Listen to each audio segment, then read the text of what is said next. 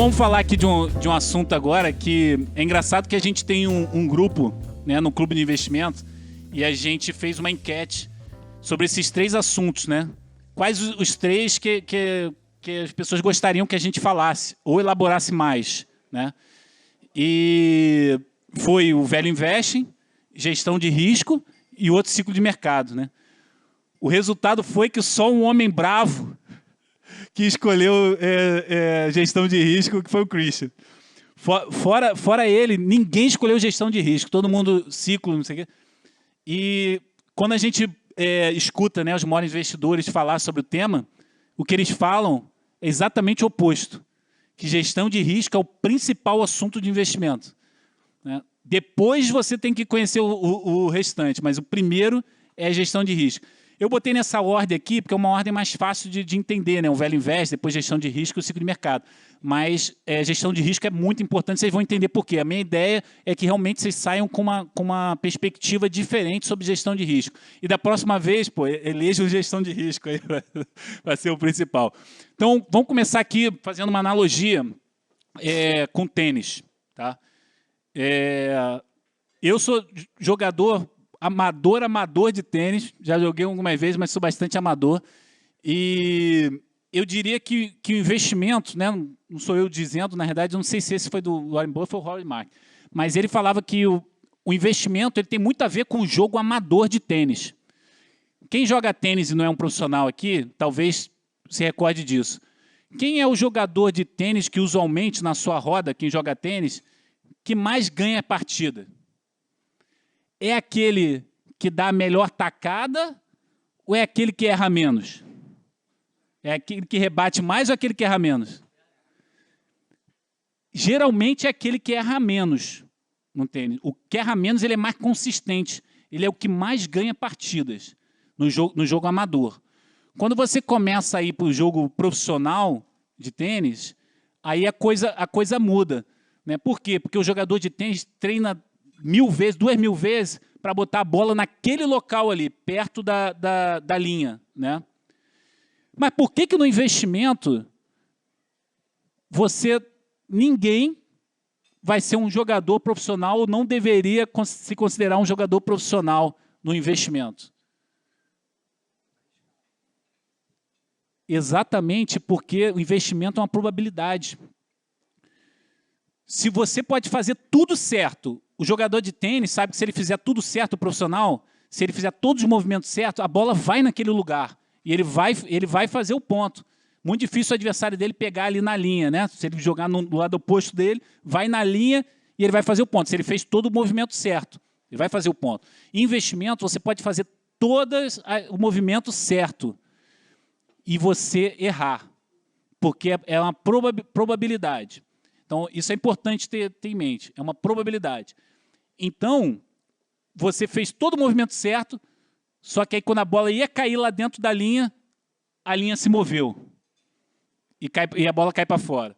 Ou quando ia cair na linha, você percebe que você enxergou mal, a linha estava mais para a esquerda e a bola cai para fora. Então, o investimento ele não é uma ciência exata, você tem a probabilidade de errar. Então, primeiro, nunca apostar tudo naquilo ali. Então, você vai ter uma última tacada, não aposte o jogo inteiro naquela tacada, porque você pode ter a surpresa de você perder o jogo. E perder o jogo no investimento significa perder a sua matéria de investir, o seu capital. Eu acho que ninguém quer isso. Então, vamos entender por que a rentabilidade no longo prazo ela tem muito a ver com gestão de risco. Por que perder investimentos, errar o ponto, é muito custoso? Vamos dizer que você comprou um investimento por R$100, seja ele qual for. Depois de um tempo, esse investimento caiu para 50. Quanto que você perdeu? Ou quanto que desvalorizou? 50%. Quanto que precisa para você agora voltar ao mesmo patamar? Não quero nem ganhar dinheiro, quero voltar ao mesmo patamar. Quanto que precisa? 100%. Então, vocês concordam comigo que perder 10% ou perder 50% não é a mesma coisa que ganhar 10%? Então, vamos ser um pouco mais extremos. Ali, ó, 100%. Vamos ser um pouco mais extremos. O que você comprou a 100 foi para 20. Quanto que você perdeu nisso aí? 80%. Sua variação para baixo. Quanto você precisa agora para voltar ao que você estava? Agora já tem que fazer um cálculozinho, né? 400%. Você precisa de 400% de ganho só para voltar onde você estava. Então, lembra que eu falei que não vamos inventar a roda, vamos escutar os maiores investidores de todos os tempos, vamos escutar esses caras falando. O que o Warren Buffett, ele podia, o maior investidor de todos os tempos, está aqui na tela. O que ele podia? Ele podia ter elegido várias regras de investimento. Ele tem aí quase um centenário de conhecimento. O que ele elegeu como primeira regra de investimento? Nunca perca dinheiro. Essa é a primeira regra. Nunca perca dinheiro. Aí ele botou a segunda regra. Qual a segunda regra?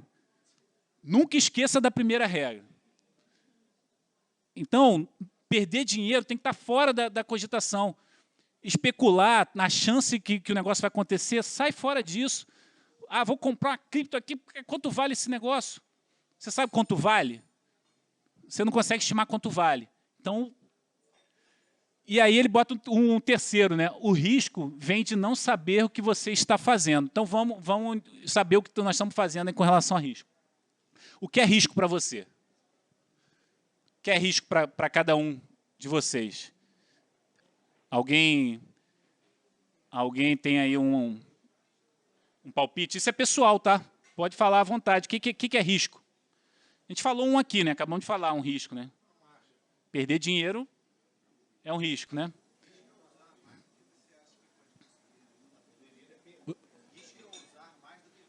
Usar mais você pode conseguir. Porque o seu risco é perder, né? Vou botar um a mais de risco. Eu não falei que existe um investimento que é considerado investimento livre de risco? Então, risco para mim, com certeza, é perder dinheiro. Isso eu tenho que eliminar, a chance de perder dinheiro, tentar eliminar. O outro é, eu tenho uma rentabilidade em algo que tem risco menor do que no investimento livre de risco. Concorda? Então, risco para mim não é só perder. Risco para mim é ganhar menos do que eu ganharia se eu botasse todo o meu dinheiro no investimento livre de risco. Então, um investimento tem risco, por isso que chama que é investimento de risco. Tem risco porque ele tem risco você ganhar menos do que o investimento livre de risco. Então, vamos falar um pouco mais de risco. Como que você identifica risco? É fácil identificar risco? Risco é uma missão árdua identificar. O risco não está exposto. Você não conhece o risco. Então, né, você chega lá, bota o seu investimento com alguém, né, ou compra algum ativo, que te deu aí no primeiro ano 30% ao ano. Aí no segundo ano, te deu mais 20% ao ano. No terceiro ano, aí te deu mais 30% ao ano. Você está super feliz. Aí chega no quarto ano, o que você faz? Você bota seu capital inteiro. Tá falando, se eu for assim, eu vou ser o cara mais rico do Brasil. Né? 20% ao ano, 30% ao ano, você bota seu capital inteiro. Aí o que ocorre no quarto ano? Você perde lá os 80%. Você sabia do risco? Risco, geralmente, não está exposto. Risco está escondido. Essa é que é a dificuldade de você identificar o risco. O risco, na maioria das vezes, está escondido. Você precisa ser um investidor muito árduo, de muito conhecimento, para você olhar uma carteira de investimento e falar quais são os riscos que estão envolvidos ali. Um investidor do varejo, geralmente, ele não consegue identificar quais são os riscos. E, além disso, um profissional muito árduo nisso, muito preparado, muitas vezes ele não consegue identificar o risco. Por quê? Porque o risco ainda não está exposto. Por exemplo, um ativo que saiu agora, inventaram um ativo, que inventam direto, inventaram um ativo novo, que agora começa a ser negociado. Aí tem toda aquela propaganda, aquela publicidade em cima do ativo, muita gente falando para você, cara, é muito bom, investe naquilo ali e tal. O ativo é novo, totalmente novo. Qual é? O ativo totalmente novo. Aí você vai e bota o seu dinheiro naquele ativo. Cara, o ativo que é novo, o risco só se vem com o tempo. Você só identifica o risco com o tempo. Então, quanto mais novo o ativo, o maior é o risco de ter algo ali que você não enxerga. Então, o risco também aparece com o tempo. E aí, o Warren Buffett fala uma coisa sobre risco, né? Somente quando a maré baixa é que a gente vê quem estava nadando pelado. Enquanto a maré está alta, está tudo bem. Está ganhando 20% ao ano, 30% ao ano, não sei o quê. Quando a maré baixa, aí que você identifica quem estava ali, ó, sem proteção nenhuma, quem estava num ativo que você sabe lá, não tem conhecimento sobre aquilo ali, e aí já era, né? Você perdeu o seu capital.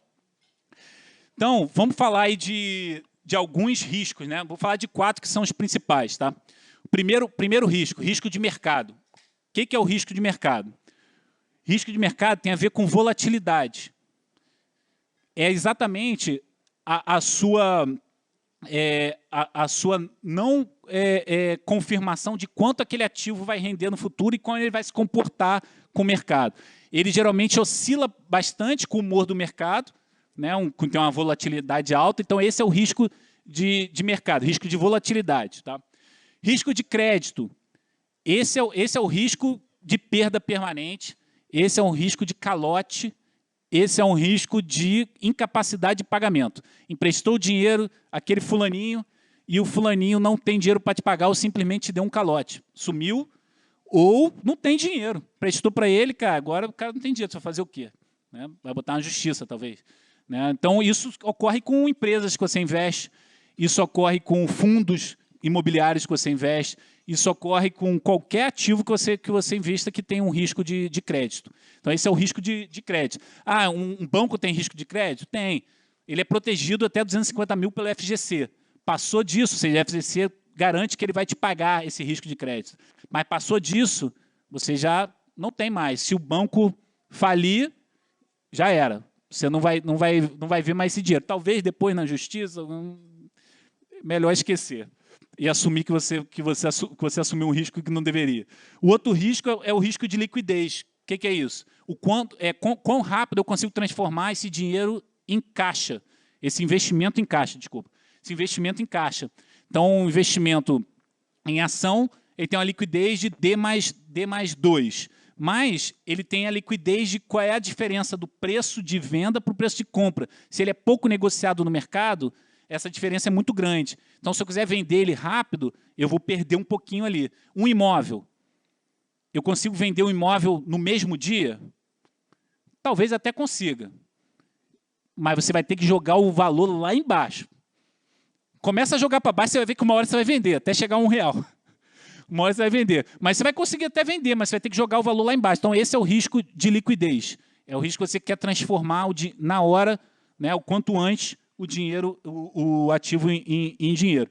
E o último risco é o risco operacional, que é o risco de ter uma falha mesmo operacional. Então, às vezes, você tem um investimento, um COI, ninguém falou COI aí, um COI é um investimento complexo. É um investimento chamado estruturado. Geralmente, ele é feito com opções, né, várias opções, e o COI, você tem a probabilidade de você errar aquelas operações. Então, como ele é muito complexo, com várias opções, tem que comprar uma opção, vender outra.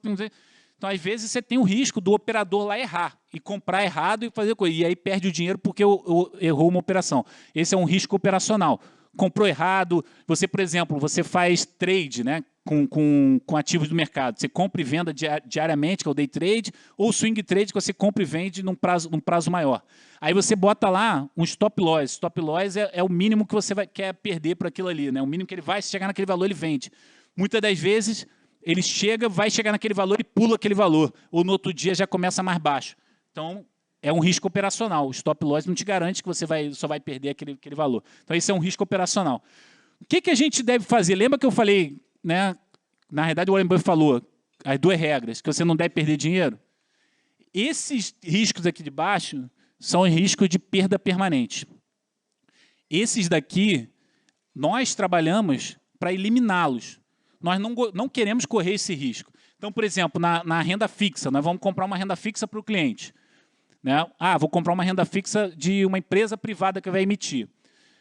Hoje tem uma rentabilidade, tem um rating, né, que empresas são pagas para isso, para ir lá avaliar o risco do ativo. E ela classifica, né, do menor risco, AA, até o risco mais baixo, lá, CCC.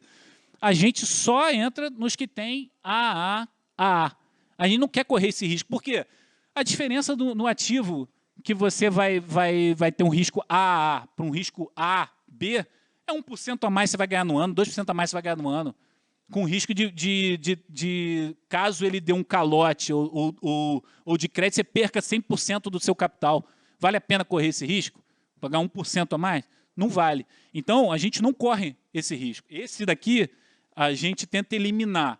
Eliminar de vários jeitos, né? Aqui, se for uma ação, como é que a gente reduz o risco de... Qual é o risco de crédito de uma ação? Ela depois não ter condição de gerar lucro, não ter condição de gerar caixa, e aí não vai ter dividendo, não vai valer nada no futuro. Então, como é que a gente faz? Só ações que têm uma estabilidade financeira muito grande. Então, ela gera caixa, ela gera dinheiro, caso da Americanas, que você citou. A Americanas não gera caixa mais de 10 anos. É um risco de crédito absurdo, crédito assim por investidor, né, fazendo uma associação. Então, essas também são eliminadas. Então, esses riscos aqui a gente elimina. E o risco de mercado? Risco de mercado é o risco do maníaco depressivo, é o risco do senhor mercado. Esse eu gerencio, esse eu quero me tirar proveito dele. Eu quero deixar ele, com as suas manias, perder dinheiro. E eu aproveito esse risco do mercado dele. Então, o risco de mercado a gente gerencia. Como que a gente gerencia? Vocês lembram desse gráfico aqui?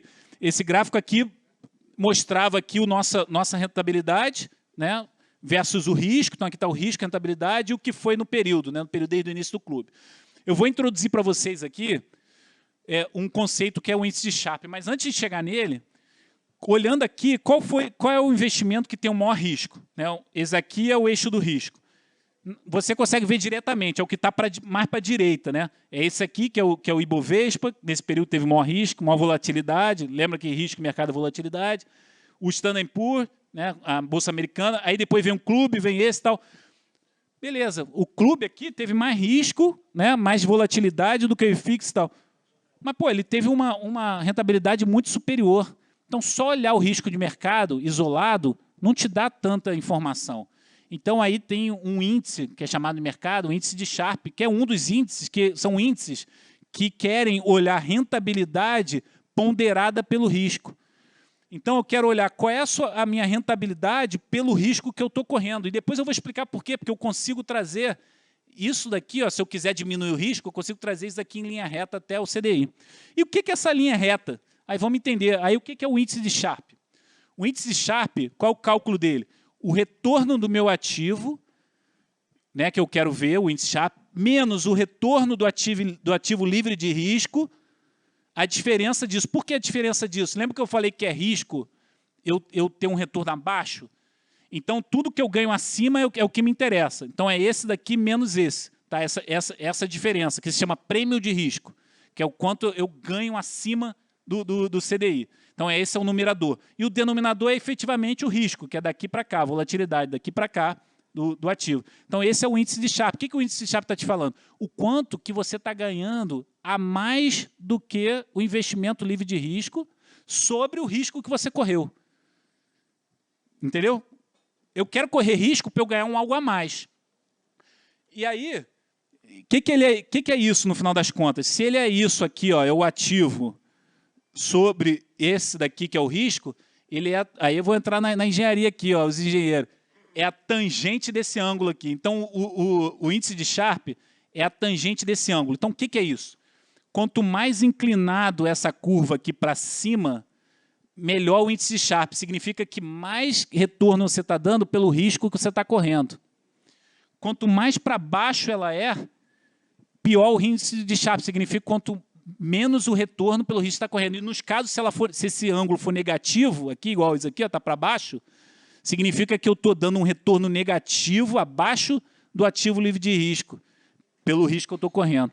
Então, a gente quer que o índice de Sharpe seja positivo e o mais alto possível, aquela reta esteja mais inclinada para cima possível. Então, aqui ó, é quanto a gente botou aqui, todos eles agora numa tabela. Aqui, ó.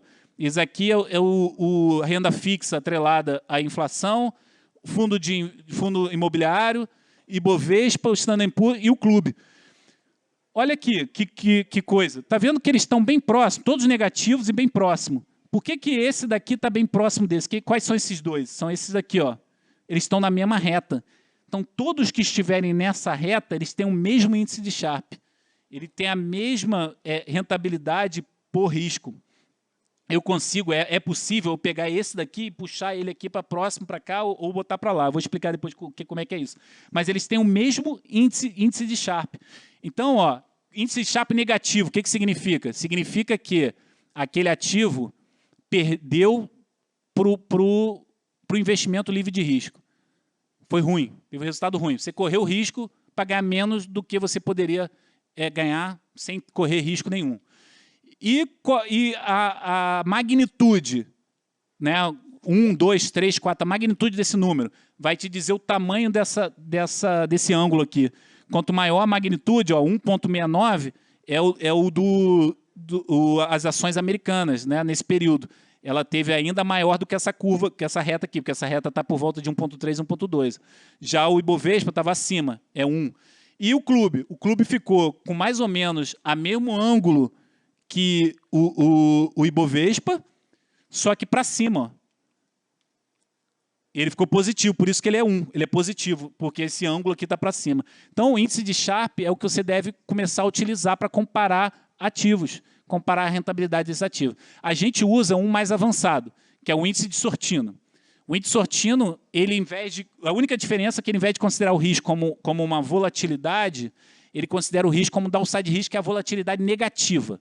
É o que eu fiquei abaixo de um parâmetro que eu seto, que é exatamente abaixo do CDI. Então, para mim, risco é eu ficar abaixo do CDI. Lembra que eu falei? A volatilidade aqui ela está medindo o risco como qualquer variação. Aí eu faço esse ajuste, a gente usa o índice de Sortino, para a gente ser mais assertivo e não prejudicar ativos que são voláteis, mas que são sempre positivos. Então, para poder calcular o risco.